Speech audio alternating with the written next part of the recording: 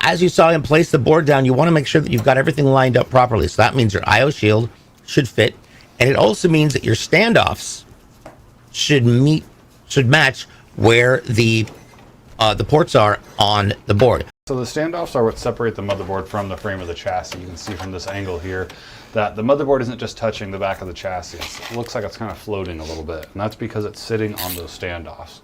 And we want those there because if the back of our motherboard was touching the frame of the chassis, which is metal, it would cause it to short out and could cause anything from a minor issue to frying your whole board.